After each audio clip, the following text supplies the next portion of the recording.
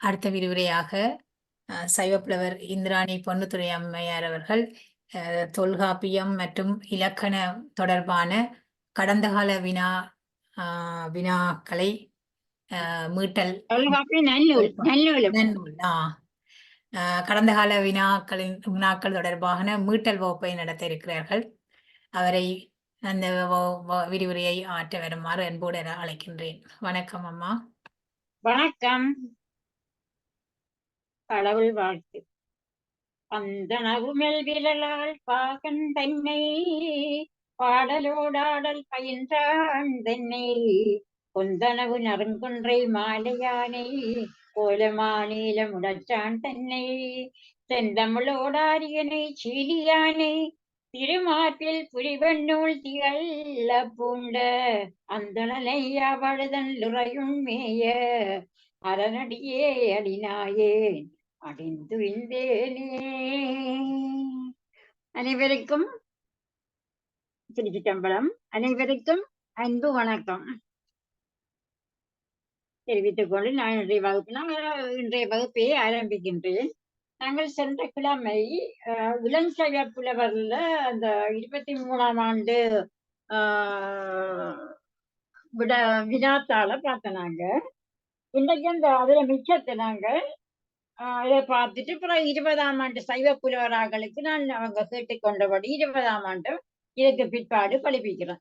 இப்ப சென்ற முறை நாங்கள் இளஞ்சைவ புலவராக்கள்ல ஒரு வினாபத்திரம் 23ஆம் ஆண்டு வினாபத்திரம் படிச்சு அதுல நாங்கள் 5 கேள்வி படிச்சிட்டோம். இப்ப 6வது கேள்வியை பார்ப்போம். 23ஆம் ஆண்டு இளஞ்சைவ புலவர்.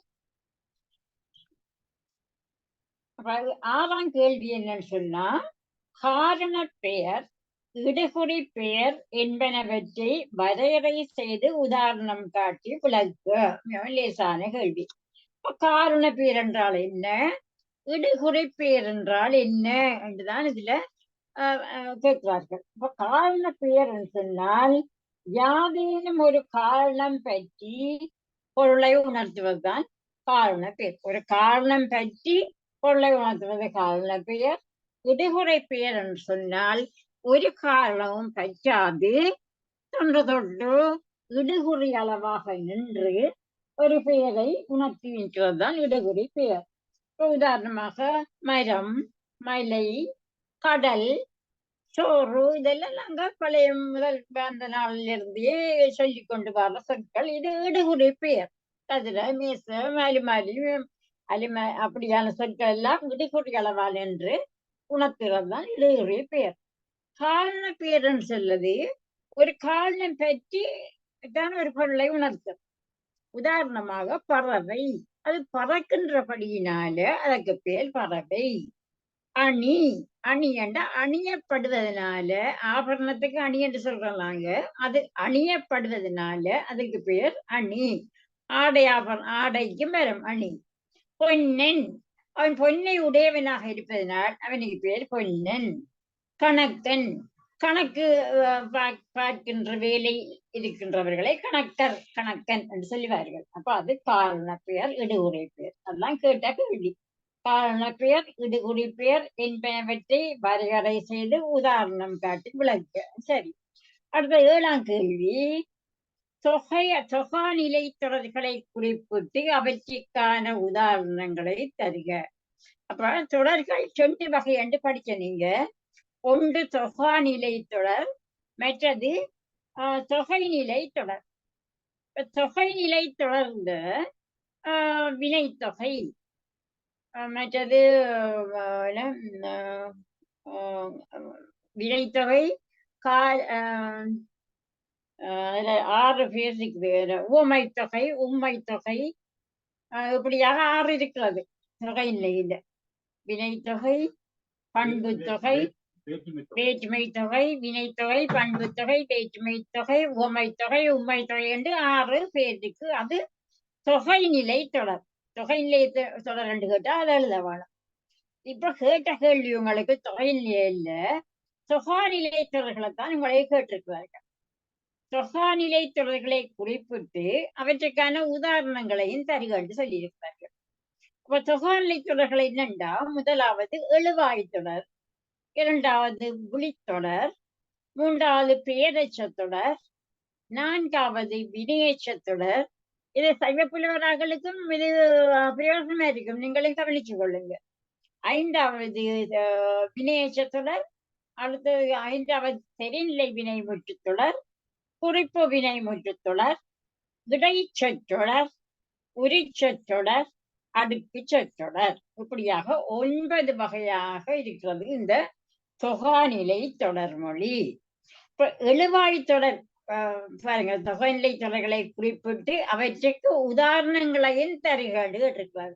அப்ப எழுவாய் தொடர் எடுத்தீங்கன்னா, எழுவாய் தொடர்ல சாத்தன் வந்தான், அது எழுவாய் தொடர். சாத்தன் வந்தான், அப்போ ஒரு விதமான பிரச்சனையும் இல்லை, சாத்தன் வந்தான், எழுவாய் தொடர். எழுவாய் சாத்தன் வந்தான் பயனில்லை, அப்ப எழுவாய் சாத்தன் வந்தான். விழித்தொடர் என்றக்குள்ள சாத்தா வா, இது விழித்தொடர். சாத்தா வா, அதை விழிச்சு, சாத்தனை விழிச்சு சாத்தா நீ வா என்று கூப்பிடுறது, அது விழித்தொடர். பேரெச்ச தொடர்ன்றது வந்த சாத்தன். பேரெச்சம் என்றா ஒரு பெயரை கொண்டு எஞ்சி நிற்கிற எச்சம் பேரெச்சம், வினையை கொண்டு எஞ்சி நிற்கிறது வினையெச்சம், பேரை கொண்டு எஞ்சி நிற்கிறது பேரெச்சம். அப்ப பேரெச்சத்துக்கு வந்த சாத்தன், சாத்தன் என்ற பெயரை கொண்டு வந்த என்ற பேரெச்சம் எஞ்சி நிற்கிறது, வந்த என்றது பேரெச்சம், சாத்தன் பெயர். வினையெச்ச தொடர் அடுத்தது நாலாவது வினையெச்ச தொடர். வினையெச்ச தொடர் என்பது வந்து போனான். வந்து என்றது வினையெச்சம். நீங்க முதல் படிக்க, நீங்க பேரெச்ச வாய்ப்பாடுகள் படிக்க, நீங்க செய்த, செய்கின்ற, செய்யும், அது பேரெச்ச வாய்ப்பாடு என்று படிக்க. நீங்க வினையேச்ச வாய்ப்பாடு இப்ப சொல்றது செய்து, செய்ய, செய்யின் என்று வரும் வினையேச்ச வாய்ப்பாடு. அப்ப வினையேச்ச தொடர் செய்து என்ற வாய்ப்பாட்டுல வர்றதுதான் வந்து போனான், வந்து போனான், நடந்து போனான் என்று வர்றதெல்லாம் வினையேச்ச தொடர். அடுத்தது தெரிநிலை வினைமுற்று தொடர்.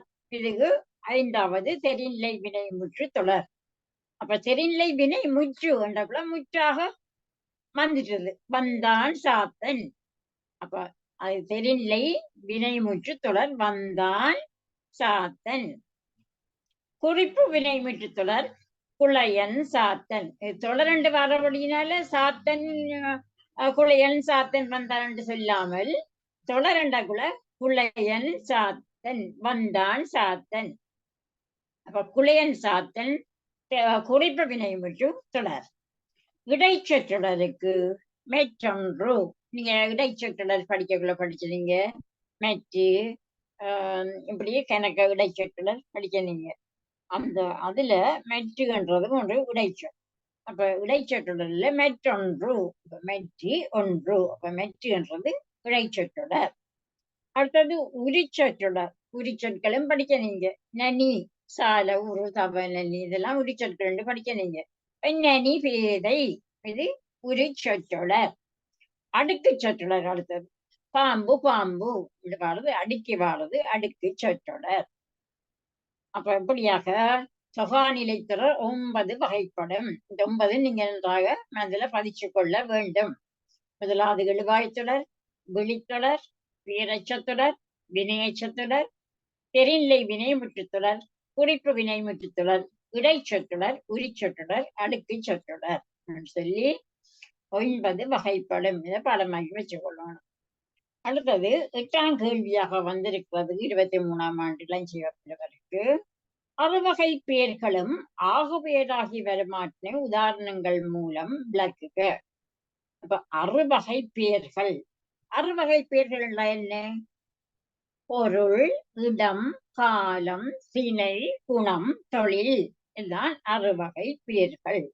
இந்த அறுவகை பெயர்களும் ஆகுபெயராகி வருமாற்றுக்கு உதாரணம் தருக. இது உங்களுக்கு தெரிஞ்சிருக்கும், லேசான கேள்வி. இப்ப உதாரணமாக பொருள், இடங்காலம், சினை, குணம், தொழில் தான் அறுவகை பெயர்கள்.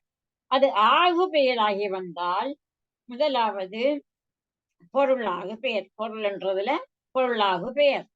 இரண்டாவது பொருள், இடம், இளவாகு பெயர், காலவாகு பெயர். சினையாகு பெயர், உணவாகு பெயர், தொழிலாகு பெயர். இப்ப இந்த 6 பெயர்களும் ஆகு பெயராகி வந்தது. அப்ப அதை சொல்லி அதுக்கு உதாரணம் மூலம் விளக்குகன்னு சொல்லியிருக்கார். பொருளாகு பெயர் தாமரை சூடினான், அதை விளக்க சொல்லி சொல்லியிருக்கிறது. அப்ப பொருளாகு பெயர் என்று போட்டுட்டு தாமரை சூடினான். தாமரையினுடைய தாமரை என்ற முதலின் பெயர் அந்த பூவுக்கு ஆகி வந்தபடியினால்தான் தாமரை சூடினான் என்ற கூட தாமரை கொடியவன் சூழல்ல, தாமரை பூவைத்தான் சூடியிருக்கிறான்.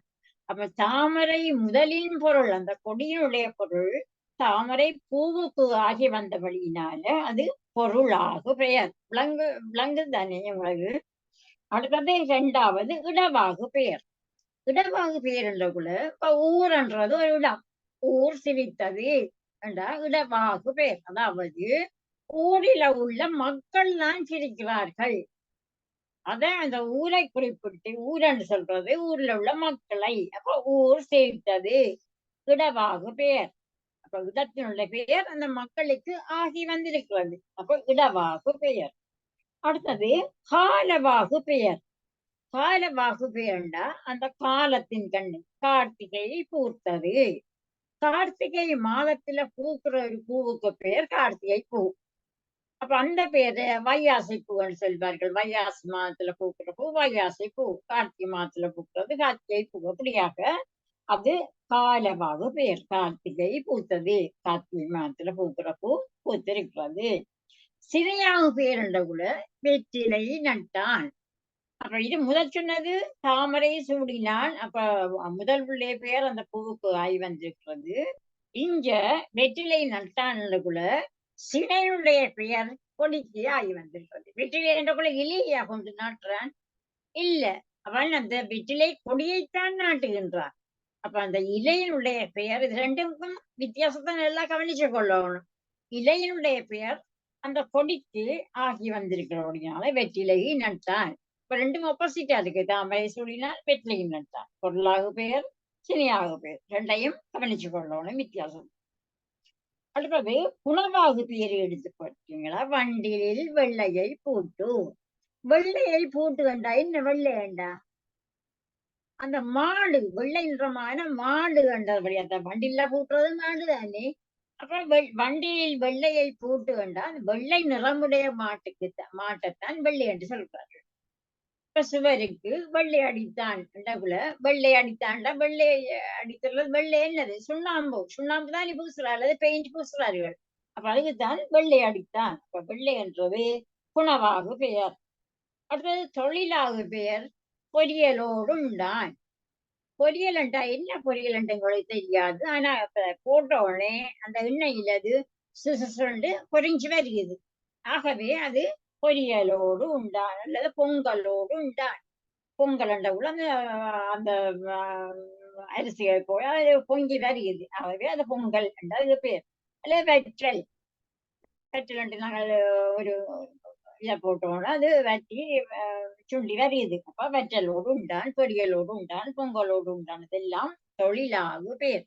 தொழிலுடைய பெயர் அந்த பொருளுக்கு ஆகி வந்திருக்கிறது. இதுதான் இந்த கேள்விக்குரிய விடை. கேள்வி என்ன? 6 பெயர்களும் ஆகு பெயராகி வருமாற்றை உதாரணங்கள் மூலம் விளக்குக. இதுதான் கேள்வி. நீங்க கேள்வி பேப்பர் வச்சிருக்கீங்க தானே, இளஞ்செய புலவராக்கள் அதை வச்சு பார்த்தா தான் விளங்கும். அடுத்த 2ஆம் பகுதியில யாப்பருங்கலக்காரிகை நேரிசை வெண்பாவின் தனிச்சிறப்புகளை ஆராய்க என்று சொல்லியிருக்கிறார்கள். இது உங்களுக்கு அந்த ஐயா அந்த இது செய்யுள் இலக்கணம் படிப்பிக்கிற அந்த ஐயா வடிவா படிப்பிச்சவர். நேரிசை வெண்பாவின் தனிச்சிறப்புகளை ஆராய்கண்டா நேரிசை வெண்பான்னு சொல்றது இல்ல. முதலாவதாக எடுத்து பார்த்தது ஈற்றடி 3 சீராக வரும். வெண்பாவில நேரிசை வெண்பாவில கடைசி அடி முதலாவது அடியும் 2வது அடியும் 3வது 4 சீரடியாகத்தான் வரும். 4 சீர் கொண்டாடி 3 வரும். முதலாவதுல 4 சீர், 2வதுல 4 சீர், 3வதுல 4 சீர், 4வதுல 3 சீர் வரும். இதுதான் அந்த வெண்பாவினுடைய முதலாவது இலக்கணம். அப்ப ஈற்றடி முச்சீராகவும் ஏனைய அடிகள் நாட்சீராகவும் வரும். 2வது இயற்சீர்.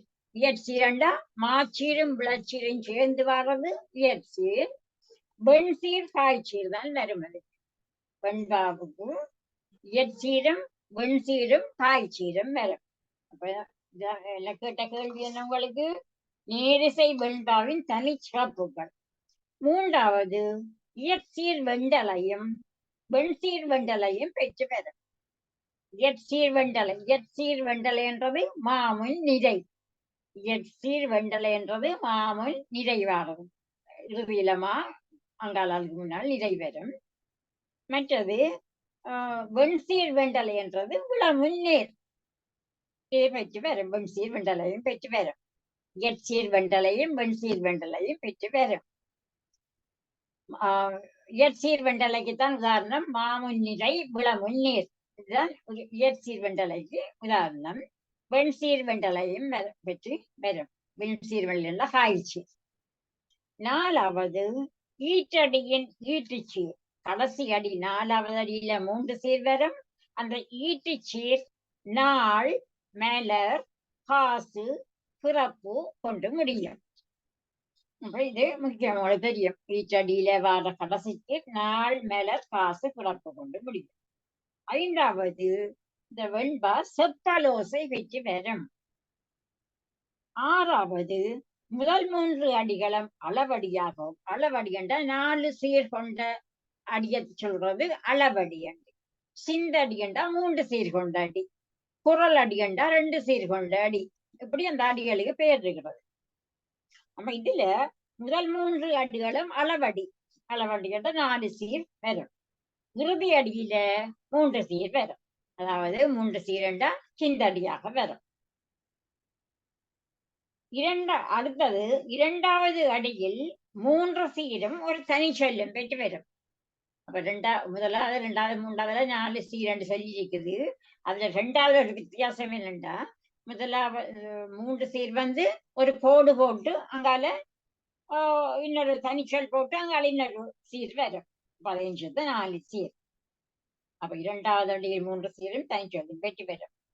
மற்றது தனிச்சொல் எப்படி இருக்கும் என்றால், முதலாவது அடியில முதற்சீர், முதலாவது அடியில முதலாவது சீர் எழுப்பை கொண்டு அமையும்.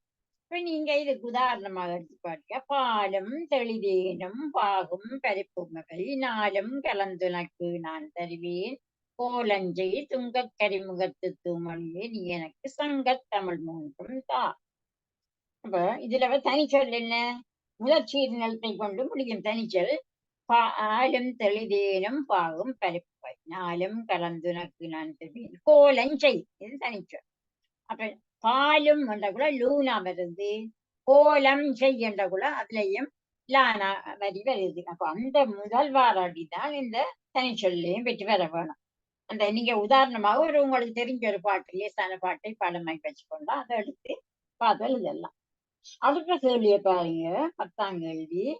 யாப்பிலக்கண உறுப்புகளை தந்து, யாப்பு இலக்கண உறுப்புகளை தந்து அவற்றுள் அசை பெறுகின்ற முக்கியத்துவத்தினை தெளிவுபடுத்துக. யாப்பிலக்கண உறுப்புகளை நீங்க தர வேணும். என்னென்ன உறுப்புகள் யாப்பிலக்கணத்துல வர உறுப்புகள் என்னென்ன? முதலாவது எழுத்து, 2வது அசை, 3வது சீர், 4வது தலை, 5வது அடி, 6வது தொடை. முக்கியமானதுதான் இதுல சொல்லியிருக்கு. 6வது தொடை. இதுதான் யாப்பில உறுப்புகள். அதுல அசை பெறுகின்ற முக்கியத்துவத்தினை தெளிவுபடுத்துகிறார்கள். அசை என்று போட்டால், அசை என்றால் என்ன? எழுத்தால் ஆக்கப்பட்டு நாவால் ஒரு முறை உச்சரிக்க நிற்பதுதான் அசை. ஒரு அசை எழுத்தால் ஆக்கப்பட்டு நாவால் ஒரு முறை உச்சரிக்க நிற்பது அசை. உயிரெழுத்து தனித்தனி அசையாகும். இப்போ உயிரெழுத்து தனியோர் அசையா வரும். கானா சானா அப்படி அந்த உயிரெழுத்துக்குள்ள ஆனா அவனா அப்படி அது தனியொரு அசையாக வரும்.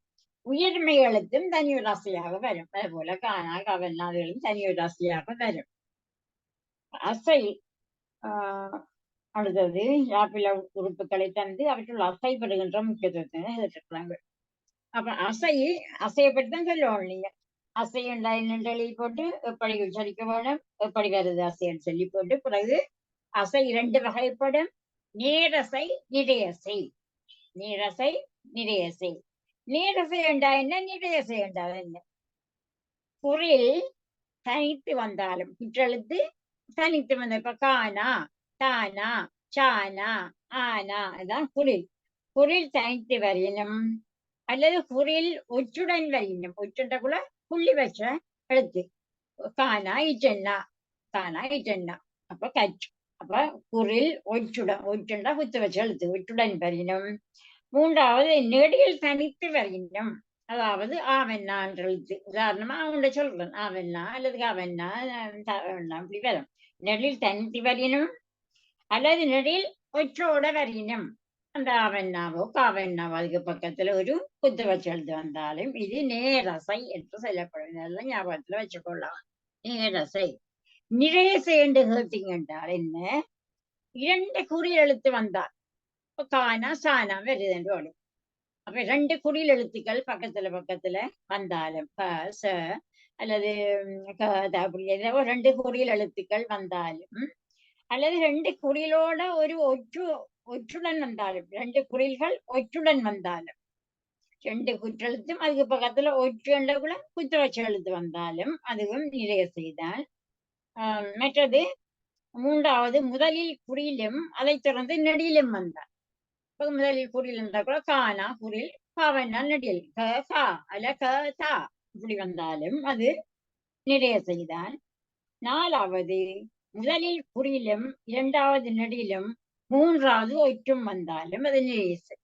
முதல் குறில், பிறகு நெடில், அதுக்கு பிறகு ஒற்றுண்டா குத்து வச்சு 3 எழுத்து அப்படி வரும். அது வந்தாலும் நிறைய. இது எல்லாம் ஞாபகம் தெரியும் உங்களுக்கு. இது இருந்தால்தான் இந்த கேள்விகளுக்கு மறுமொழிகள் எழுதலாம். அப்ப யாப்பிலான உறுப்புகளை தந்து அவற்றுள் அசைபடுகின்ற முக்கியத்துவத்தினை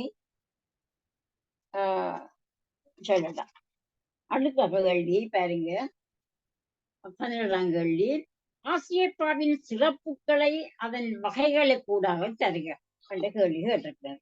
ஆசிரியப்பா, ஆசிரியப்பாவின் சிறப்புகளை அதன் வகைகளை கூடாக தருக. அப்புறம் ஆசிரியப்பா பாவகைகளில் உண்டு. பாவகைகள் 4 உங்களுக்கு தெரியுமே என்ன, ஆசிரியப்பா, வஞ்சிப்பா, கைப்பா, கலிப்பா, மற்றது வஞ்சிப்பா என்று 4 வகையா இருக்குது. ஆசிரியப்பா, வெண்பா, கலிப்பா, வஞ்சிப்பா.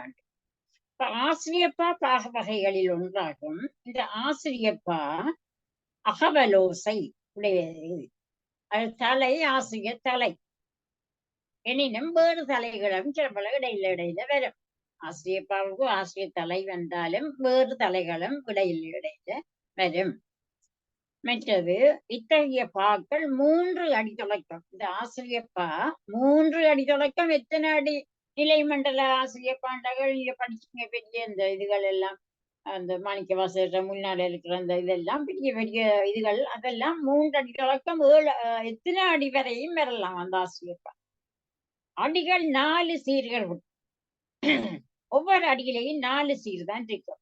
அடிகள் 4 சீர் கொண்ட அளவடி. 4 சீர்கள் கொண்ட அடிக்கு பெயர் அளவடி.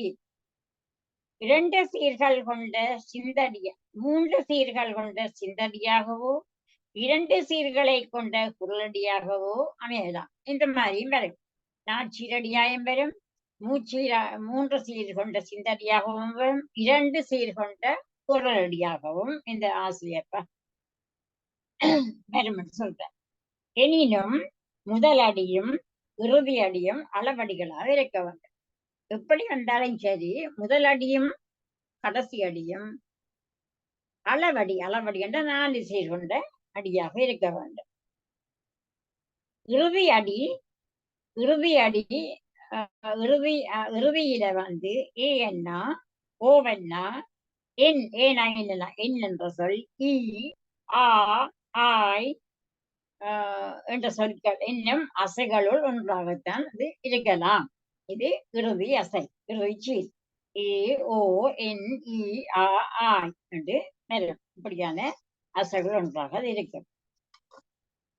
இப்ப கேட்ட கேள்வி ஆசிரியப்பாவின் சிறப்புகளை அதன் வகைகளை கூடாக தருக. அப்ப வகைகளையும் சிறப்புகள் எழுதிட்டு அப்புறம் வகைகள் கேட்டிருக்கிறாங்க. நேரிசை ஆசிரியப்பா. அப்ப நேரிசை ஆசிரியப்பான்றது 4 அடி கொண்டதாக இருக்கும். இறுதி அடிக்கு முதல் அடி 3 சீர் கொண்டதாக இருக்கும். அப்ப உதாரணமா பாருங்க, தானே முத்தி தருகுவன் சிவனவன் அடியன் வாதபூரனை கடிவில் அதெல்லாம் தேவையில்லை உங்களுக்கு. நேரிசை ஆசிரியப்பாண்டா இறுதிக்கு முந்தைய அடி ஈற்றேழடி 3 சீர்களை கொண்டதாக இருக்கும். ஏனைய அடிகள் அளவடிகளாக இருக்கும் என்று சுருக்கமாக எழுதினா சரி. அடுத்தது நிலை மண்டல ஆசிரியப்பா எப்படி இருக்கணும்னு சொன்னா, ஆசிரியப்பா சிறப்புகளையும் அதன் வகைகளை கூட தருக. இப்ப நிலை மண்டல ஆசிரியப்பாண்டா எல்லா அடிகளும் 4 சீர்கள், எத்தனை அடிகளும் வரலாம். மற்றது அடிமறை மண்டல ஆசிரியப்பா, அது 4 சீர் தான். ஒவ்வொரு அடி அளவடி 4 சீர் அடி. எந்த அடியை முதல் நடு இறுதியாக வச்சாலும் அது அந்த மாதிரி தான். ஒரே இப்படியும் வைக்கலாம். அதான் அடிமறை மண்டில ஆசிரியப்பா. அதுக்கு நீங்க இதுல படிச்சனீங்க அந்த இதுகள் இது மாதிரி படிச்சனீங்க எல்லாரும். இந்த பின்னால இந்த பா வகையோட இந்த மண்டில அந்த அடிமறை மண்டில ஆசிரியப்பா. மற்றது வந்து பின்னால படிச்சனீங்க. எனக்கு முதல் படிப்பிச்சேன் நான் உங்களுக்கு. உதாரணமாக, மாறா காதலர் மலை மறந்தனரி, ஆறா கற்பனி வரலா நாவே. இந்த முக்கியமான பாட்டுக்களை நீங்க பாடமாக்கி வச்சுக்கொள்ளணும். ஏறா மென்தோள் வளையா நெகிழும்மே வளை நெகிழும்மே கூறாய் தோழி யான் வாழுமாறு. இது ஒரு பாட்டு. இது வந்து ஆசிரியப்பா. ஆசிரியப்பாவில எந்த அடி எடுத்தாலும் அடிமறை மண்டில ஆசிரியப்பா. இந்த ஆசிரியப்பாவில பாருங்க, ஆசிரியப்பாண்டா உங்களுக்கு தெரியும், கடைசி அடிக்கு முதல் அடியில 3 சீர்வாரண்டு படிச்சீங்க. இதுல அப்படி இல்லை. அடிமறை மண்டில ஆசிரியப்பாண்டப்ப எல்லாத்துலயும் 4 சீர் தான் வந்திருக்கிறது. எந்த அடியை மாறி மாறி சொன்னாலும் ஒரே பொருள் தான் வரும். அதான் அடிமறை மண்டில ஆசிரியப்பா. மாறா காதலர் மலமலைந்தனடி என்று வருது. இது கடைசியாயும் சொல்லலாம். ஆறா காட்சி ஆறா கற்பனி வரல நாவே, ஏறாம் என்தோள் வளையா நெகிழும் வளை நெகிழும்மே கூறாய் தோழி யான்பாடு மாறி. இப்ப கூறாய் தோழி யான்பாடு மாறி முதல் சொல்லலாம். கூறாய் தோழி யான்பாடு மாறி மாறா காதலர் மலமலைந்தனடி. இப்படி மாறி எதையும் மாறி மாறி சொன்னாலும் அதுவே தான் வரும். அதான் அடிமறை மண்டில ஆசிரியப்பா. இணைக்குறள் ஆசிரியப்பான்றது முதலும் இறுதி அடிகள் தவிர்ந்த இடையில் உள்ள அடிகள் 2 அல்லது 3 அல்லது 4 சீர்களை கொண்ட அடிகளாக பெறும். தான் இணைக்குறள் ஆசிரியப்பா. முதல் அடியும் இறுதி அடிகளையும் தவிர்ந்த இடையில் உள்ள அடிகள் 2 சீர் அல்லது 3 சீர்ல வரும். முதல் அடிகளும் இறுதி அடியும் 4 சீர் கொண்டு வரும். இடையில் உள்ள அடிகள் 2 சீரும் 3 சீரும் வரும். உதாரணமாக, நீரின் தன்மையும் தீயின் வெம்மையும் 4 சீர் ஒரு அடி. 2வது அடியில சார சார்ந்து, 3வது அடியில தீர தீரும், 4வது அடி சாரல் நாடன் கேண்மை, சார சார சார்ந்து. அடுத்த கடைசி அடி தீர தீர தீர்ப்படலாது என்று வருகிறது. அப்ப முதல் அடியும் கடைசி அடியும் 4 சீரும், இடையில் உள்ள அடி 2 சீராகவும் 3 சீராகவும் வரும். இது இணைக்குறள் ஆசிரியப்பா. சீர் வந்து இந்த ஆசிரியப்பாவுக்கு ஆசிரிய ஒரு சீர் எனப்படும் ஈரசை சீர்கள் மிகுந்து வரும். ஆசிரிய சீர் எனப்படும் 2 சீர்கள் மிகுந்து வரும். புற சீர்களும் கலந்து வரும். ஆனால் நிறைநடுவாக்கிய வஞ்சி உரிச்சீர்கள் அதுக்கு வராது. வஞ்சி உரிச்சீர்கள் ஆசிரிய சீர்ப்பாவுக்கு வஞ்சி உரிச்சீர் வராது. மற்ற சீர்கள் இடையில வரலாம்னு சொல்லி சொல்றாங்க. தலை அது இது வந்து ஒவ்வொரு பாட்டின் மூலம் அந்த ஆசிரியப்பாவினுடைய முக்கியமான அம்சங்களை கேட்டிருப்பார்கள். அப்ப முக்கியமான அம்சங்களை குறிப்பாக சொல்ல முடியுங்க. தலை எப்படி வரும் ஆசிரியப்பாவுக்கு? நேரொன்று ஆசிரியத்தலை, நிறையொன்று ஆசிரியத்தலை வரும். நேரொன்று ஆசிரியத்தலை என்றது முன்னீர், நிறையொன்று ஆசிரியத்தலை என்றது விளமுள் நீர். இது மிகுந்து வரும். புறத்தலைகளும் வரும். அடி எப்படி வரும்? அளவடியாக வரும். ஆசிரியப்பாவுக்கு அளவடி. அளவடி என்ற 4 சீர் கொண்ட அடி. ஈற்றையல் அடி சிந்தடி. கடைசி அடிக்கு முதலடி 3 சேர் கொண்ட அடி 3 சேருக்கு சிந்தரியாக இருப்பது. இப்ப குரல் சிந்தரியாகவும் வரும். அடிச்சேர்மை ஓசை அகவல் ஓசை ஏறு ஏறு ஏ ஓ இ ஆய் என் ஐ என்ற வீடுகளை கொண்டு வரும். அடுத்த கேள்வியை பாருங்க. தண்டி அலங்காரத்தில் ஒரு கேள்வி வந்திருக்கிறது. தண்டி அலங்காரத்தில் ஒரு கேள்வி வந்திருக்கிறது. உவமை அணிகளில் உவமை உறுப்புகளின் செல்வாக்கினை உதாரணங்களுடன் விளக்கு என்று கேட்கிறார்கள். உவமை அணிகள் இப்ப உவமை அணிகள் உங்களுக்கு தெரியும், ஒன்றோட ஒன்று பிடிச்சிருக்கிறதான் உவமை அணி. இந்த உவமை உறுப்புகள் என்னன்னு உங்களுக்கு தெரியும், நீங்க படிச்சிருக்கிறீங்க. உவமை உறவு போல, போன்ற, நிகர்த்த, போல, புலைய, நிகர்த்த, ஒப்ப, மான, கடுப்பது ஒரு சூத்திரத்திலேயே நன்னுள்ளார் சொல்லியிருக்கிறார். தண்டி அலங்காரத்திலையும் சொல்லப்பட்டிருக்கிறது. போல, புரைய, நிகர்ப்ப, ஒப்ப, மான, கடுப்ப, அன்ன என்றெல்லாம் வருது. அது உவம உறுப்புகள். இந்த உவமை அணிகளில் உவமை உறுப்புகளின் செல்வாக்கினை தான் உதாரணங்களோடு கேட்டிருக்கிறார்கள். அப்ப 2 பொருள்களை ஒப்புமைப்படுத்துவதில் பயன்படுத்தும் விளைச்சொல் போல என்பது போன்ற என்ற சொற்கள் உவமை உறுப்புகள் ஆகும். போல, போன்ற அப்படி வரும். இப்ப போலன்றதுக்கா கிளி போல பேசினான், அது உவம உறுப்பு. கிளி போல பேசினான். மதி போல, மதி போன்ற, முகம் போன்ற. புரையன்றதுக்கு வேய் புரை தோல், வேய் புரை தோல் என்றா வேய் என்ற மூங்கிலை போல, புரையன்றது ஒப்ப, மூங்கிலை ஒத்த தோல். ஒப்பன்றது தாயொப்ப பேசும் மகள், தாயை போல பேசுகின்ற மகள், தாயொப்ப பேசும் மகள். உரளன்றதுக்கு முறவு உரல் தடக்கை. இப்ப யானையிட தும்பிக்கை முறவு என்ற சுலகு, முறவு என்ற சுலக போல இருக்குமா. மற்றது என்னன்றதுக்கு மலர் என்ன சேவடி. இப்ப கடவுள் இருக்கிற சேவடியை நாங்க குறிப்பிடக்குள்ள மலர் என்ன சேவடி என்றது. என்ன என்றது ஒரு உவம உறுப்பு.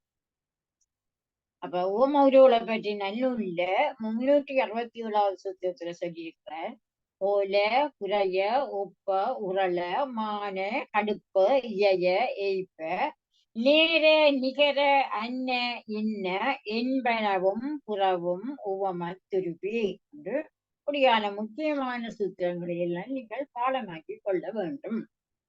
தொல்காப்பியத்துல சொல்லியிருக்கிறார் உவம உறுப்புகள் அன்ன, ஏய்ப்ப, உரள, ஒப்ப, மான, என்ன, ஒட்ட, ஆங்க, வென்ற, என்ன, விளைய, விறப்ப, நிகர்ப்ப, கடுப்ப, தகைய, மருள, மாற்று, பொருவ, பொய்ப்ப, போல, புரைய என்று தொல்காப்பியர் உவம உறுப்புகளை பற்றி சொல்லியிருக்கிறார்.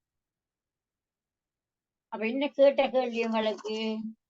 கேட்ட கேள்வி உவமை அணிகளில் உவமை உறுப்புகளில் செல்வாக்கினை உதாரணங்களுடன் விளக்கு. உவமை உறுப்புகளை சொல்லிட்டேன். இப்போ உதாரணத்துக்கு இங்க ஒரு பாட்டை எடுத்து சொல்ல வேணும்.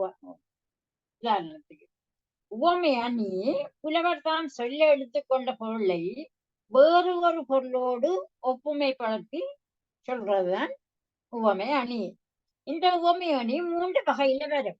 பண்பு, தொழில், பயன் என்பனவற்றை காரணமாக கொண்டு வரும். பண்பு, பயன், தொழில் என்றக்குள்ள காரணத்தில் தொழில் என்றக்குள்ள புலி போல பாய்ந்தான், அது தொழில்.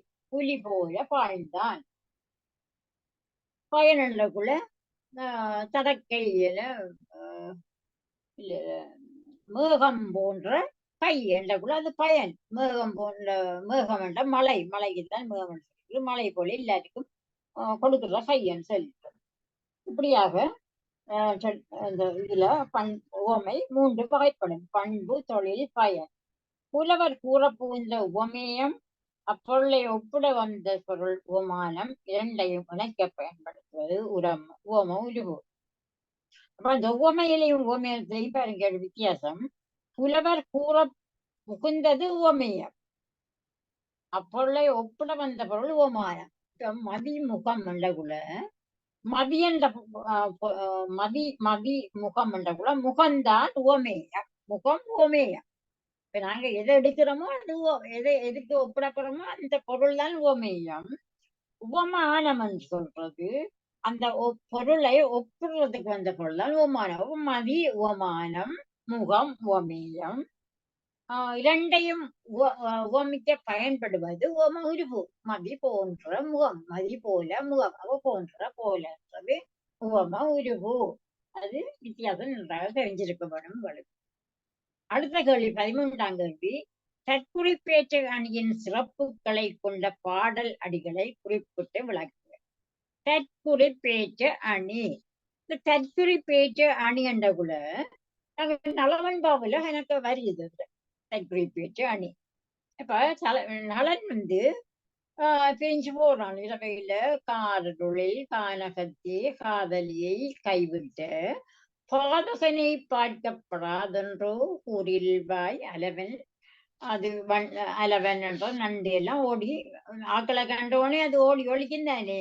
அப்ப இங்க சொல்றாரு அந்த நலன் போறான். அப்ப நலனை சமயந்தியை பற்றி பிரிஞ்சு நலன் போற நேரம் இந்த பாதகனை பார்க்கப்படாதென்றதான் அந்த நண்டு ஓடி ஒழிக்குது. ஆனா இப்படி சமம் போற நேரம் ஆக்கள் சத்தம் கேட்டாலாம் நண்டு ஓடி ஒழிக்கிறது சாதாரணமான நிகழ்ச்சி.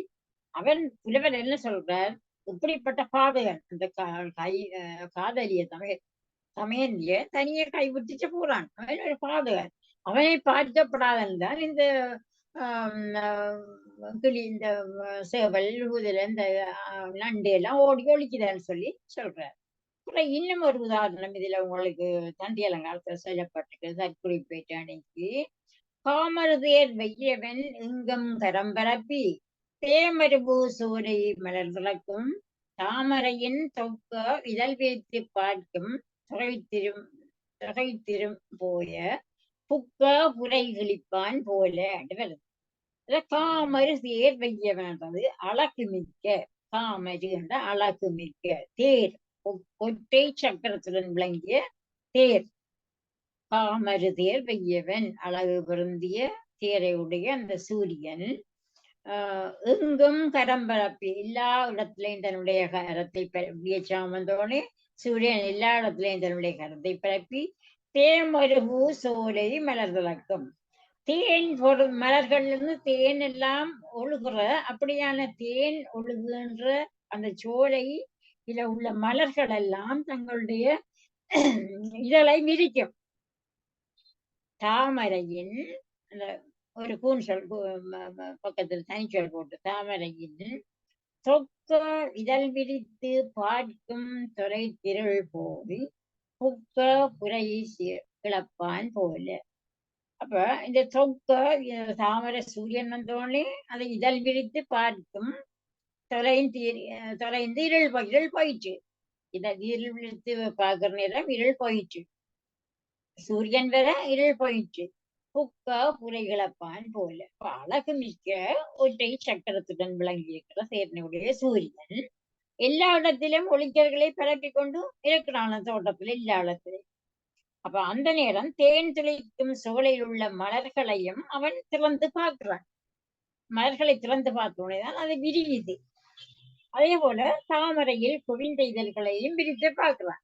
அப்ப தாமரை இதழ்களையும் விரியுது. இது தன் பகையான இருள் எங்கே புகுந்து மறைந்தது என தேடுயா. சூரியன்ல ஒளி வந்த நேரம் இந்த தாமரை இதழ்கள் எல்லாம் விரியுது.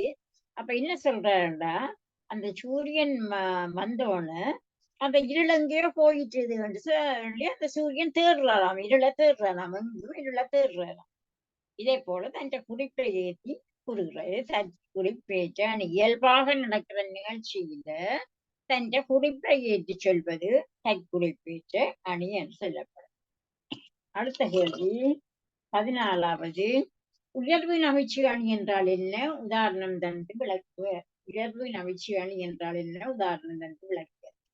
உயர்வின் அமைச்சு மனத்தின் கண் புலப்படும் ஒரு பொருளை, இப்ப நாங்கள மனத்துல புலப்படுதல் பொருளை அதன் தோற்றத்தை கண்டு நாங்கள் மகிழ்ந்து கூறுகையில் உலக நடைமுறையை கடந்த வகையில் அதை நாங்க உயர்த்தி சொல்றோம். அதுதான் உயர்வின் அமைச்சு அணி. சாதாரணமாக தோன்றுகிற ஒரு நிகழ்ச்சியை நாங்கள் புலவர் என்ன சொல்றாருன்னா அதை உயர்ந்து உயர்த்தி ஏத்தி கூறுகின்றதுதான் இந்த உயர்வு நவிழ்ச்சி அணி. அதுக்கு மெட்ட பேர் அதிசய அணி. ரெண்டும் ஒன்றுதான். உயர்வு நவிழ்ச்சி அணி அல்லது அதிசய அணி என்கிறது. அப்படி அதுக்கு உதாரணம் வந்து பண்டு வரம் மெலித்த தீமேல் பழந்தின்று அண்ட முகடு நெருப்பறாது ஒன்றளிக்கை வலி தழுவ குலைந்த படமுகடு வலி முதல் போல அறியன். அதாவது என்னன்னு சொன்ன இதுல அந்த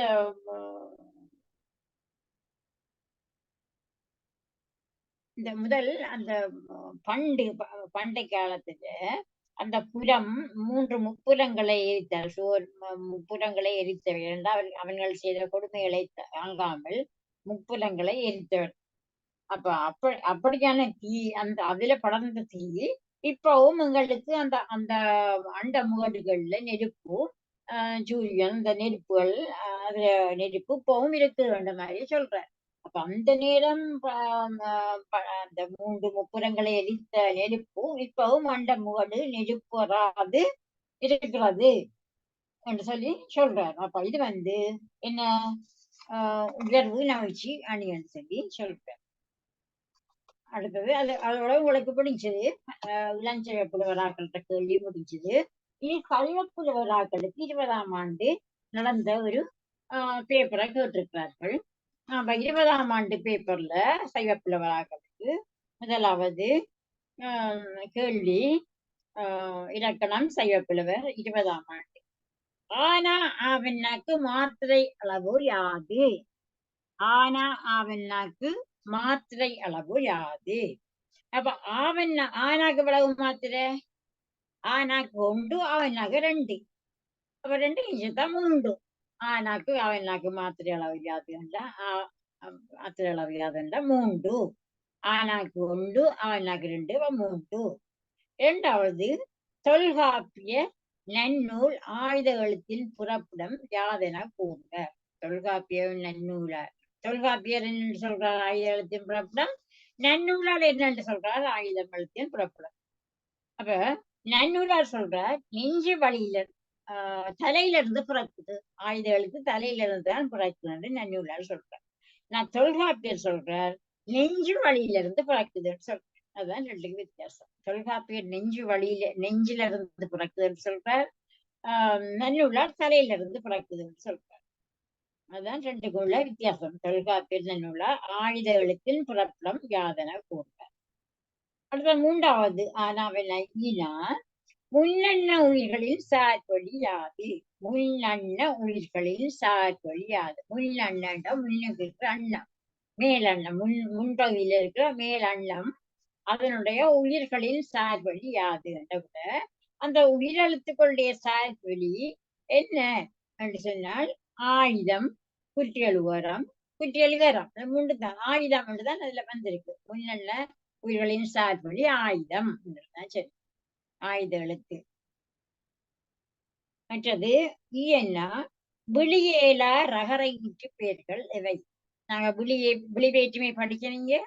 அதுல விழி ஏலாத ரகர ஈட்டு பெயர்கள் யாவை? உதாரணம் அவர், இவர், உவர். இது வெளியேறாது. அவரா என்று கூப்பிடுறதில்ல, இவரா என்று கூப்பிடுறதில்ல. அந்த வெளியேலாத ரகர ஈட்டு பெயர் அவர், இவர், உவர். அடுத்தது ஊனாவில தொல்காப்பியர் கூறும் உரிச்சொல் தோன்றும் இடங்கள் எவை? இப்ப நீங்க படிக்கிறீங்க உரிச்சொல் படிக்கக்குள்ள. உரிச்சொல் 3 இடத்திலிருந்து தோன்றுகிறது. இசை, குறிப்பு, பண்பு. தொல்காப்பியர் கூறும் உரிச்சொல் தோன்றும் இடம் இசை, குறிப்பு, பண்பு. இசை என்ற பாட்டிலையும் குறிப்பிலையும் பண்பு. இசை, குறிப்பு, பண்பு 3ம் தொல்காப்பியர் கூறுகின்ற உரிச்சொல் தோன்றும் இடங்கள். அடுத்தது ஊவன்னா கொல் என்னும் இடைச்சொல் எவ்வப்பொருளில் வரும்? பாருங்க, கொல் என்ற இடைச்சொல். இடைச்சொல்ல பற்றி படிக்கக்குள்ள எனக்கு படிச்சீங்க. இல்ல கொல் என்ற இடைச்சொல் என்னென்ன பொருள்ல வரும்? ஐய பொருள்ல வரும். குற்றிகள்ளோ மரங்கொல்லோ என்று படிச்சீங்க. குற்றிகள்ளோ மரங்கொல்லோ. அந்த தூரத்துல இருக்கிற உருவம் குற்றியோ அல்லது மரமோ என்றக்குள்ள குற்றிகொள்ளோ மரம் கொல்லோ என்று கேட்கிறாங்க. கொல் என்னும் உடைச்சொல் எவ்வப்பொருளில் வரும்? ஐய பொருளில் வரும். குற்றிகள்ளோ அல்லது மரம் கொல்லோ அல்ல குச்சி கொல்லோ அல்லது மனிதன் கொல்லோ குச்சியோ அல்லது மனிதனோ என்று சொல்லக்குள்ள இது ஐயம் அங்க தூரத்துல நிக்கிற ஒருவர் குச்சியோ அல்லது மனிதனோ சொல்லி ஒரு ஐயத்துல கேட்கிறார். ஐயப்பொருள்ல வருகிறது. அடுத்தது ஏனா சொல்லுதலை செப்புதல் என்பதும் மாமரத்தை கொப்பு என்பதும் எந்தெந்த நாட்டு சொற்கள் என்று கேட்டுக்கிறார். சொல்லுதலை செப்புதல் என்பது மாமரத்தை கொக்கு என்பதும் மாமரத்தை கொக்கு என்பது துளுவ நாட்டு சொல். மாமரத்தை கொக்கு என்பது துளுவ நாட்டு சொல். சொல்லுதலை செப்புதல் என்பது தெலுங்கு நாட்டு சொல். இப்படி கணக்க கேள்விகள் அதுல வித்தியாசம் சொல்லலாம் அதுல நீங்க படிக்கணும். உதாரணமாக பசுவை பெற்றமன்றாங்க. சோறு பசுவை பெற்றமன் சொல்றதும் பசுவுக்கு பெற்றமன் பேர் அல்ல சோறுக்கு சொன்று என்பது பேர். இதை எந்த நாட்டார்கள் நாங்க பசு சோறு தான் சொல்றோம். அப்ப பசுவை பெற்றம் என்று சொல்வார்கள், சோற சொன்று என்று சொல்வார்கள். இது தென்பாண்டி நாட்டு சொல். தென்பாண்டி நாட்டார் இவ்வாறு ஒருவர். இப்ப தென்பாண்டி நாட்டார் பசுவை பெற்றம் என்று சொல்வார்கள். தென்பாண்டி நாட்டால் சோறை சொன்று என்று சொல்வார்கள். இப்ப குட்டநாட்டவர்கள் தாயை தள்ளி என்று எழுவார்கள். குட்டநாடு 12 நாடு இருக்கு. தென்பாண்டி குட்டம் குடங்கற்காவன் பூமி பன்றி அருவா அதன் விளக்கு சீத மலாடு புறாநடு செந்தமிழ்ச்சேர் ஏழமில் 12 நாட்டு என்று 12 நாடுகள் இருக்கிறதாக இந்த செந்தமிழ் நாட்டை சூழ்ந்து 12 நாடுகள் இருக்கிறதாக சொல்கிறார்கள். ஒவ்வொரு நாட்டிலையும் ஒவ்வொரு விதமான சொல்லிருக்கு. இவர்கள் எல்லாரும் இந்த செந்தமிழ் நாட்டுக்கு வந்தோடனே செந்தமிழ் நாட்டிலையும் அந்த சொல் பரவி விட்டது. அப்ப தாய் என்றது தள்ளி என்றது குட்டநாடு. மற்றது தந்தை என்றது அச்சன் என்றது குடநாடு. குட்டநாடு விட குடநாடு வரும். தந்தையை அச்சன் என்றது குடநாடு. வஞ்சகரை கையர் என்றது கட்டா நாடு. வஞ்சகர கையர் என்றது கட்டா நாட்டு ஆக்கள். தோட்டம் இப்ப நாங்கள் வஞ்சகரை கையர் என்று சொல்றோம். நாங்க அந்த சொற்கள் எங்கட தமிழ்நாட்டிலையும் வந்து கலந்து அது உலகங்களுக்கும் வந்திருக்கு. தோட்டம் என்றதை கிளார். தோட்டம் என்றதை கிளார் என்றது வேணாட்டு சொல். வேணாட்டு சொல் எல்லாம் நாம் என்ன வேணாட்டு சொல். சிறுகுளத்தை பாலி என்றது கூலி நாடு. சிறுகுளத்தை பாலி என்று சொல்றது கூலி நாடு. இந்த இது கேட்ட கேள்விக்கு மறுமொழி இல்ல. நான் எக்ஸ்ட்ராவா உங்களுக்கு சொல்றேன். என்ன சொல்ல அந்த கேள்வி இந்த வேற கேள்வி வந்தாலும் நீங்கள் அறிஞ்சிருக்க வேணும்ன்றதுக்காக நான் எக்ஸ்ட்ராவா இதை சொல்றேன் உங்களுக்கு. வயலை செய்கின்றது பன்றி நாடு. சிறுகுளத்தை பேணி என்றது அருவா நாடு. புலி என்றதை எகின்றது அது அருவா வடிதலை நாடு. அருவா நாடு வேறு, அருவா வடிதலை நாடு வேறு. புளிய எகின்றது. சோழனை எழுவான்றது சீத நாடு. இப்ப சிங்களத்திலையும் சோழனை எழுவாவோ யாழுவான்பா.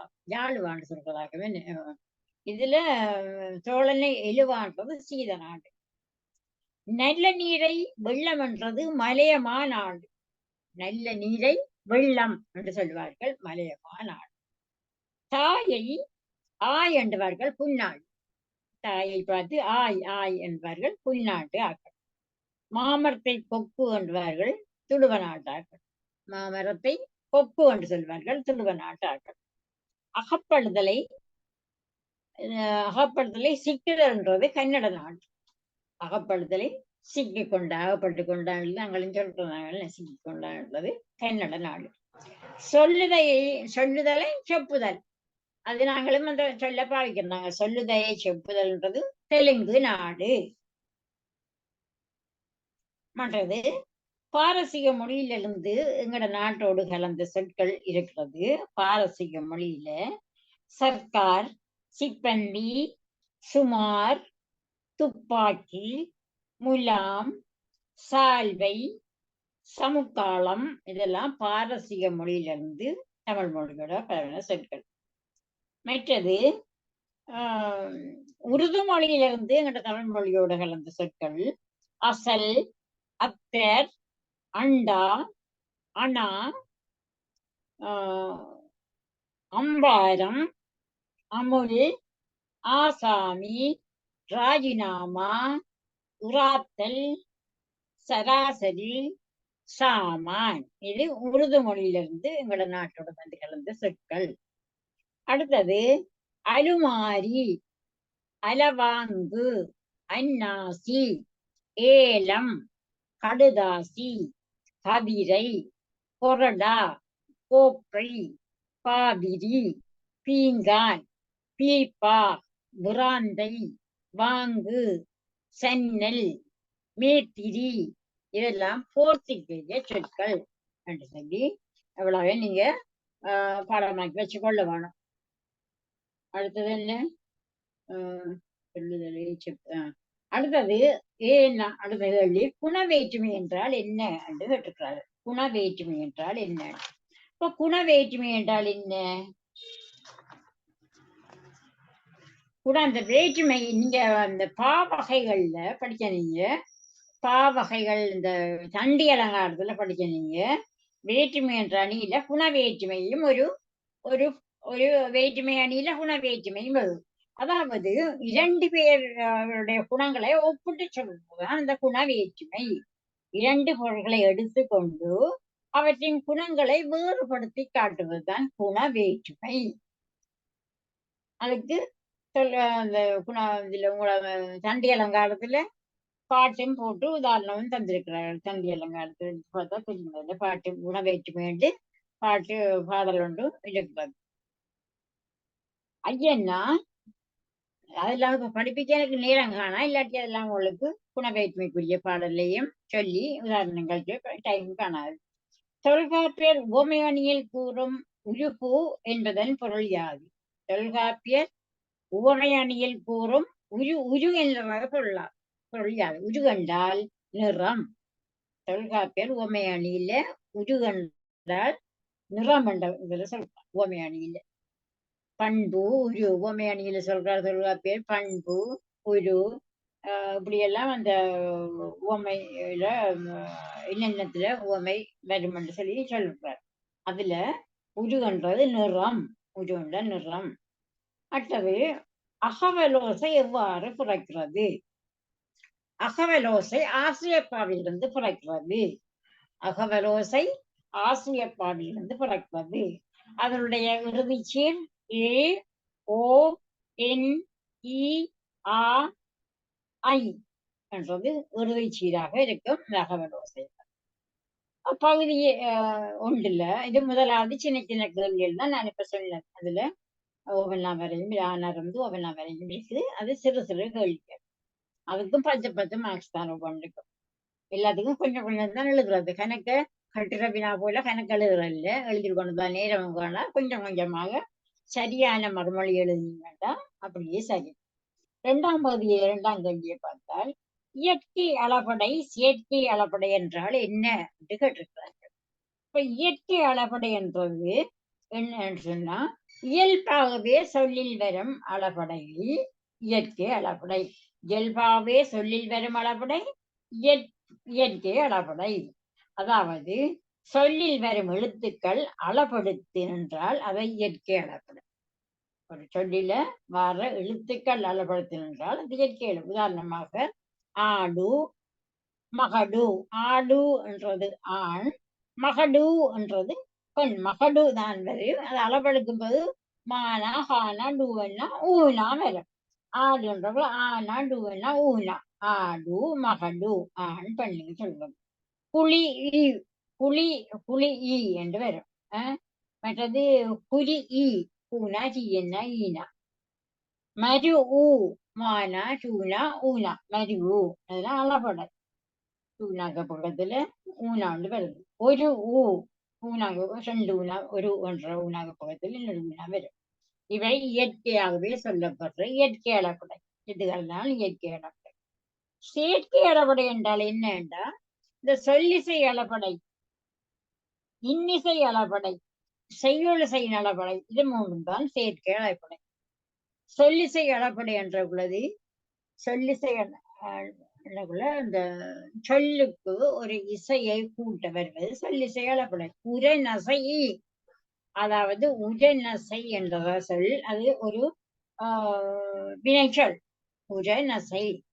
உரநசைக்கு பக்கத்துல ஈனாண்டு வருது. உரநசை அது சொல்லிசை அளபடைக்கு உதாரணம்.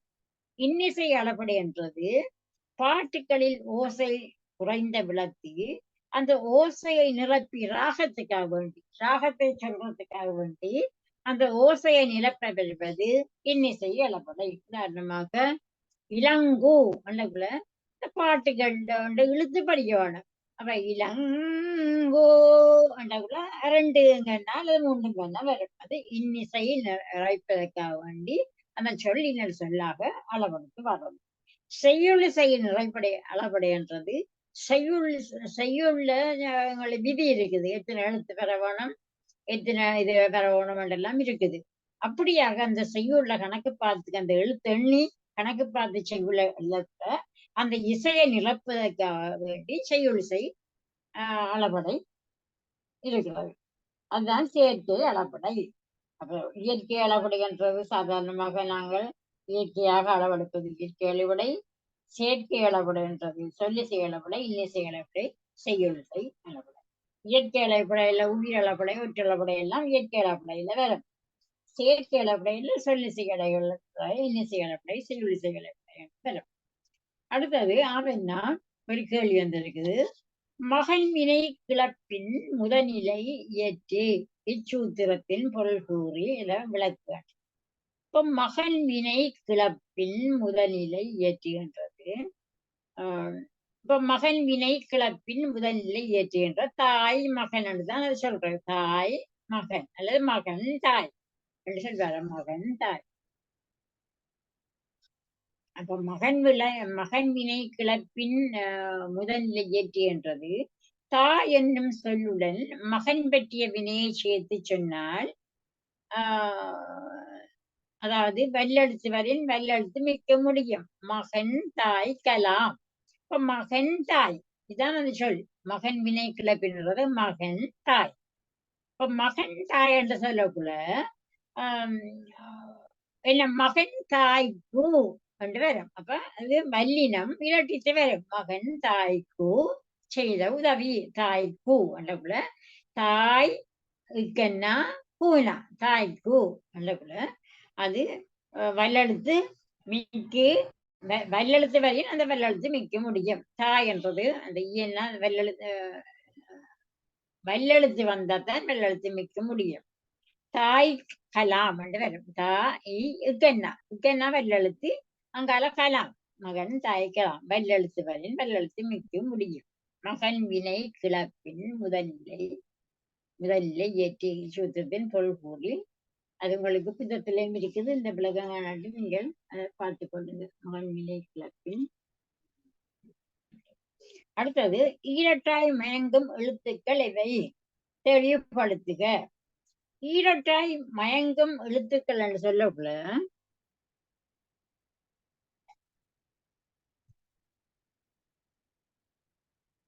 ஈரட்டாய் மயங்கும் எழுத்துக்கள் என்று சொல்லக்குள்ள உதாரணமாக ஆர்கு. அப்ப நடுவுல அப்ப ஒற்றுண்டக்குள்ள குத்து வச்சு எழுத்து தனி ஒற்று என்று சொல்றது. அப்ப இரண்டாவை முக்கென்னாவும் வந்திருக்கிறது. ஆர்கு. அப்ப ஈரட்டாய் மயங்கும் எழுத்துக்கள் அவை. ஆர்கு. இரண்டாவது ஈர்கு. இயன்னா இரன்னா இக்கன்னா 2 குத்து வச்சு எழுத்து நடுவுல வந்திருக்கு. நொயம்பு. நோனா இயன்னா உம்மன்னா பூனா நொயம்பு. அல்லது மொயம்பு. மோனா இயன்னா உம்மன்னா பூனா. அப்பதான் கேட்ட கேள்வி ஈரட்டாய் மயங்கும் எழுத்துக்கள் இவை உதாரணம் தந்து தெளிவுபடுத்துக. அப்ப 2 உயிரட்டாய் மயங்கும் எழுத்துக்கள் வேண்டாம். 2 ஒற்றெழுத்துக்கள் சேர்ந்து வாழ்வதுதான் ஈரட்டாய் மயங்கும் எழுத்துக்கள். உதாரணமாக ஆர்க்கு ஈர்க்கு நொயம்பு மொயம்பு கண்டு வரும். அதாவது தெளிவுபடுத்துகின்றக்குள்ள 2 ஒற்று இடைக்கண் தொடர்ந்து நிற்கும். 2 ஒற்றெழுத்துக்கள் இடையிலே தொடர்ந்து நிற்கும். சொல்லுக்கு இடையில் ஒற்று முதல் நின்றால் மேல் இடையினம் தொடர்ந்து நில்லாது. வல்லினமும் வெள்ளினமும் தொடர்ந்து நிற்கும். பாருங்க, முதலாவது எழுத்து இடையினம் தொடர்ந்தால் தொடர்ந்து இடையின ஒற்று வந்தால், அதாவது இடையின ஒற்று இயன்னா இருன்னா எல்லாம் இடையினம். ல வல அப்ப அந்த பாருங்க இருன்னா இயன்னா வந்திருக்குது. அந்த இடையினம் தொடர்ந்து நில்லாது. திரும்ப அந்த இரனாக்கு பக்கத்துல இன்னொரு இரனா வராது. அப்ப இரண்ணாவுக்கும் இயன்னாவுக்கும் அந்த இடையினம் வந்தால் அதுக்கு பக்கத்துல வேறு ஒரு ஒற்றுத்தான் வரும். வல்லினம் அல்லது மெல்லினம் வரும். அப்ப இரட்டாய் மயங்கும் எழுத்துக்களை என்று கேட்டு அதை உதாரணம் தந்து தெளிவுபடுத்துகள். உதாரணம் தந்தீர்கள். அப்ப ஆர்ப்பு இரண்டாக்கு பக்கத்துல அதை எழுத்து திரும்பவும் வராது. அப்ப அதுக்கு பக்கத்துல இதுக்கு என்ன வரும்? அதே போல இருக்கும். நோயம்பு கண்டக்குள்ளையும் இடையினம் இயன்னா இடையினம். இடையினத்துக்கு பக்கத்துல அந்த இடையின சொல் வராது. எனவே அதுல மெல்லினம் வந்திருக்கிறது. ஈட்கொண்டக்குள்ள வல்லினம் வந்திருக்கிறது. நோயம்பு கண்டக்குள்ள மெல்லினம் வந்திருக்கிறது. அது எழுத வேணும். ஆனா கீழ்காணும் சூத்திரத்தின் பொருள் தந்து எடுத்துக்காட்டு தருக. அப்ப அளவும் நிறையும் ஆயியல் திரியா. இதுதான் அந்த சூத்திரம் தந்திருக்கிறாங்க. கீழ்காணும் சூத்திரத்தின் பொருள் தந்து எடுத்துக்காட்டு தருக. அளவும் நிறையும் ஆயியல் திரியா. அப்ப ரெண்டும் வித்தியாசப்பட்டு வராது. அளவு நிறை. அதுக்கு விட இப்ப 100 என்பதனோடு அளவு பேரின் நிறைப்பு வரும் புணரும் இடத்து இன ஒற்றுமிக்க முடியும். அளவு பொருளும் நிறை பொருளும் 100 என்றதனோடு பெறக்குள்ள மிக்க முடியும். குற்றியல் உரம் கெடாது. அவ்வளத்தை குற்றியல் உரம் கெடாது. இன்னொற்றுமிக்கு மண்தளர் மொழியாய் நிற்றலின் மறுமொழி பல்லெழுத்து மிக. உதாரணமாக 100 சக கலம் கூட 100 கலம் என்று வரும். இப்ப 100 என்பதனோடு கலம் அளவு பெயர் என்றக்குள்ள கலம் என்றது அளவு பெயர். அந்த காலத்துல அளவு பெயர் நிறை பெயர் என்றக்குள்ள பெறாத்தல் அதுகள் நிறை பெயர் என்ற மாதிரி அளவு பெயர். சாடி அது நிறை பெயருக்கு அந்த காலத்துல பழைய காலத்துல சாடி என்றது நிறை பெயர். கலம் என்றது அளவு பெயர். அப்ப 100 என்றதோட அளவு பெயர் நறுமணத்து இன ஒற்றுமிக்க முடியும். அதாவது அதுக்கு பக்கத்துல அந்த இனம் 100 சககலம் 100 கலம் அந்த காண என்ற சொல்லுடைய இனொற்று இன்னொரு தான் வரும் 100 கலம். அதே போல அந்த நிறை என்ற பொருளையும் அந்த 100 என்ற சொல் சேரும் பொழுது 100 சாடி இந்த சாவன்னான்றவருடைய இனொற்று இச்சன்னா உண்டு பக்கத்துல வரும். 100 சாடி 100 கலம். அடுத்த தொல்காப்பியம் சொல்லதிகாரத்துல மதகளி 4ஆம் கேள்வி. இடைச்சொல் பயின்று வரும் நிலைகள் எவை? இடைச்சொல் பயின்று வரும் நிலைகள் எவை என்று கேட்டிருக்காங்க. இப்ப இடைச்சொல் என்ன நீங்க படிச்ச நீங்க இடைச்சொல் பேரோட வரும், வினையோட வரும், தனியே வராது. மற்றது 2 சொல் புணரும் போது வரும். மற்றது காலங்காட்டும் விகுதிகளும் இடைச்சொல் தான். அப்ப இடைச்சொல் பயின்று வரும் நிலைகள் பெயரோடும் வினையோடும் வரும், தனியே வராது. 2 சொல் புணரும் இடத்து வரும். அதான் அந்த பயின்று வரும் நிலைகளவை. அதனை அவற்றின் பயன்பாட்டு அடிப்படையில் பகுத்து காட்டுகிறதுதான். முதலாவது பகுதிக்கு மறுமொழி பெயரோடும் வினையோடும் சார்ந்து வரும், தனியே வராது. 2 சொல் புணரும் போது வரும்.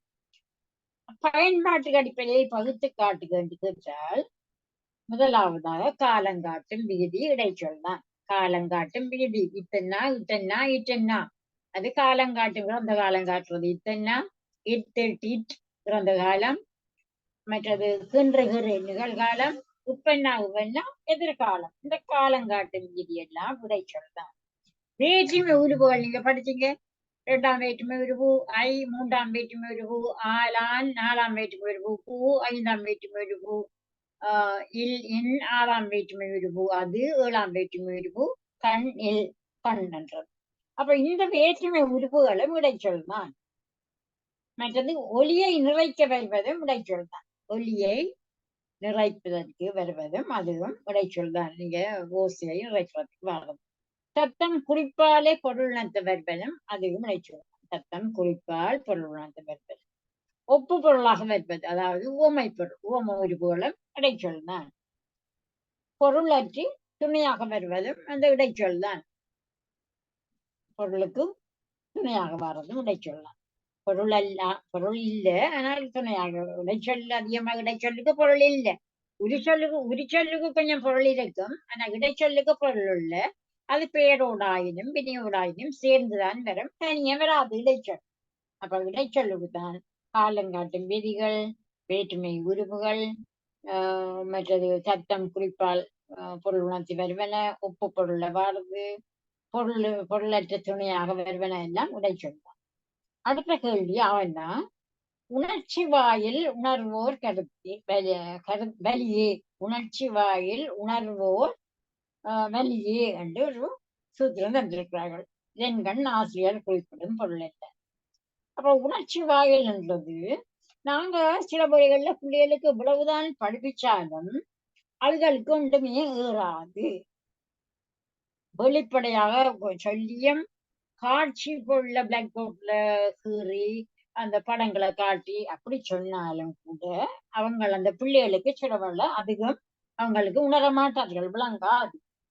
அப்படியானால் அந்த ஆசிரியருக்கு வேற வழி இல்லை, எப்படி இந்த பிள்ளைகளுக்கு சொல்லலாம் என்று சொல்லி உணர்ச்சியின் வழியாக அவர்கள் அறிகின்ற அறிவையே அந்த உணர்வு கொண்டிருக்கும்.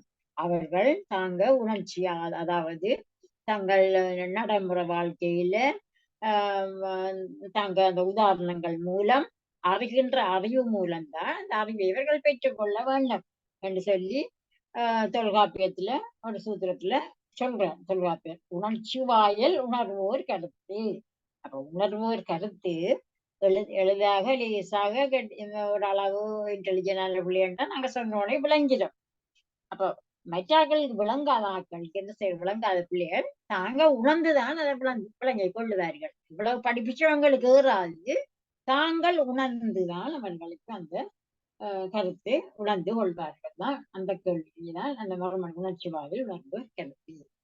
அடுத்த 5ஆம் கேள்வி, உயர்திணை மெருங்கின் பெயர் சுட்டி விழியேற்கும் உயிர்வேறுகள் அவை. உயர்திணை மெருங்கின் பெயர் சுட்டிய விழியேற்கும் உயிர்வேறுகள். உயர்திணை மரங்கள்ல இப்ப பேரை சுட்டி காக்குறோம். உயர்திணையில பேரை சுட்டக்குள்ள அங்க சுழற்தொழி அப்படி எல்லாம் பேரை சுட்டுக்குள்ள அதுல வெளியேற்ற உயிர் ஈறுகள் என்னதான் கேட்கிறாங்க. உயர்திணை படிப்பிச்சுனா உங்களுக்கு வெளி வேற்றுமையில படிப்பிச்சுனா உயர்திணை மரங்கள்ல பெயர் சுட்டு வெளியேற்றும் உயிர்கள் ஈனா ஊனா ஐயன்னா ஓனா, இந்த நாளும் தான். ஈனா ஊனா ஐயன்னா ஓனா என்ற 4ம் இறுதியாவுடைய பெயர்கள் உயர்திணையில் வெளியேற்றும். ஈனாக்கு உதாரணம் சுழற்தொடி கேளாய். அப்ப சுழற்தொடி என்ற கூட அது வெளியேக்கு, தொடி என்ற கூட ஈனா வருது, அது வெளியேக்குது. சுழற்தொடி கேளாய். சாத்தி கேளாய் என்ற கூட அதுவும் வெளியேற்கிறது. ஊனாவுக்கு அதே போல நீங்கள் மற்ற உதாரணங்களுக்கும் சேர்த்து படிச்சு கொள்ள வேணும். எல்லாத்தையும் சொல்லிக் கொண்டிருக்க நேரம் காணாமல் இருக்கிறது. நான் ஒன்றுக்கு ஈனாவும் சொல்லிக்கிறேன், ஊனா ஐயன் ஊனாவுக்கு நீங்க இதை பார்த்து படிச்சு கொள்ளுங்க. 6ஆம் வேற்றுமையில் பயன்படும் சாரியைகள் உதாரணம் தருக. 6ஆம் வேற்றுமை உருவு அது. மரத்தினது வேர் என்ற கூட அது. அதுல சாரியை தான் கேட்டிருக்கிறார்கள். சாரியை என்ன? சாரியை உங்களுக்கு தெரியும். அத்து சாரியை, என் சாரியை, இன் சாரியை, அப்படி கணக்கா இருக்கு சாரியை. அத்து இத்து அந்த சாரிகள் தனியொரு சாப்டர் நீங்க எழுத்து அதிகாரத்துல படிப்பிச்சிருக்கீங்க சாரிகளை என்ன. இதுல 6ஆம் வேற்றுமையில் பயன்படும் சாரிகள் மரத்தினது வேர் என்ற கூட மரத்தின் கண் வேர் என்ற கூட கண் என்ற வேற்றுமை வருது. சாரிகள் கண், மரத்தின் கண் வேர், அப்ப கண் என்ற சாரியை வருது. மரத்தினது வேர் என்ற கூட அது, மரத்தின் கண் வேர் என்ற கூட 7ஆம் வேற்றுமை உருவும் வரும். மரத்தின் வேர் என்ற கூட இன்னென்ற ஒரு சாரியை வருது. மரத்தினது வேர், மரத்தினது அது என்ற உறுப்பு வருது. அந்த அது என்ற உருவுக்கு முன்னால பாருங்க மரத்தின், மரம் சக இன் சக அது, அப்ப இன்னன்றது சாரியை. அதே போல மரத்தின் கண் வேர் என்ற கூட அது மரத்தின் கண் என்ற கூட கண் என்றது 7ஆம் வேற்றுமை உறுப்பு, அது இன் என்ற சாரியை வந்திருக்கும். மரத்தினது மற்றது அத்து என்ற சாகியும் வருது பாருங்க. மரத்தி அத்து மரம் சக அத்து சக இன் சகவேர். அப்ப அத்து என்ற சாகியையும் வந்திருக்கிறது. அத்து சாரியையும் இன் சாரியையும் தான் 6ஆம் வேற்றுமையில் பயன்படும் சாரியங்கள். அத்து சாரியையும் இன் சாரியை. மரத்தினது வேர் என்ற கூட அத்து வந்திருக்கு. இன் மரம் அத்து இன் பேர் அது என்ற வேற்றுமை உருவு வேர் என்று பேரு. மற்ற நன்னூல் விடுத்தி விடையில முதலாவது டைமும் சரியா போயிட்டது. ஒற்றளப்படை நன்னூல் விடுத்தியில ஒற்றளப்படையை போட்டிருக்கிறார்கள். மெய்யெழுத்து ஒற்றளப்படை என்றால் என்ன? கணக்கு இருக்குது. மற்ற கேள்வி எல்லாம் இருக்குது. அடுத்த கிளாஸ்ல தான் படிக்கணும். டைமா போயிட்டுது. ஆனந்தி என்ன படிப்பிக்கவா இல்ல டைம் ஆயிடுச்சுதான் என்ன மாதிரி? கமலா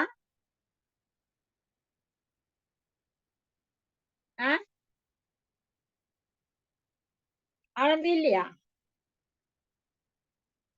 நன்னூல் விடுத்தியில இந்த டைம் ஆக்கினோடைய நான் தொடர்ந்து படிப்பிக்க இயலாம இருக்கு. கமலா ஓம் சொல்லுங்க. என்ன ஆனந்தி இல்லையா? முடிக்கவா?